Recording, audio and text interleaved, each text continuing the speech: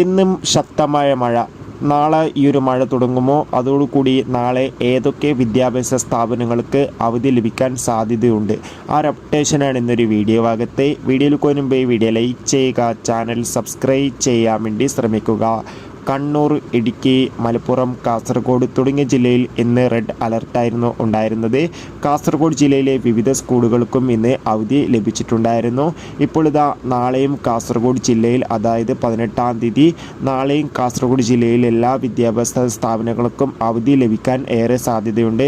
അതിന് കാരണം മറ്റൊന്നുമല്ല, അതിശക്തമായ മഴ തന്നെയാണ് നാളെയും കാസർഗോഡ് ലഭിക്കുക എന്നാണ് ഇപ്പോൾ കാലാവസ്ഥാ കേന്ദ്രം അറിയിച്ചിട്ടുള്ളത്.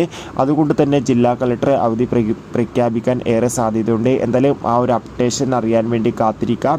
ഇതുവരെ ഒഫീഷ്യലായി പ്രഖ്യാപിച്ചിട്ടില്ല, കാരണം അതിൻ്റെ അപ്ഡേഷൻ മിക്കവാറും വൈകുന്നേരമായിരിക്കും ലഭിക്കുക. കാത്തിരിക്കാം കൂടുതൽ അപ്ഡേഷൻ അറിയാൻ വേണ്ടി. അടുത്തൊരു വീഡിയോയിൽ കാണുമ്പോൾ എവർക്കും ബൈ ബൈ.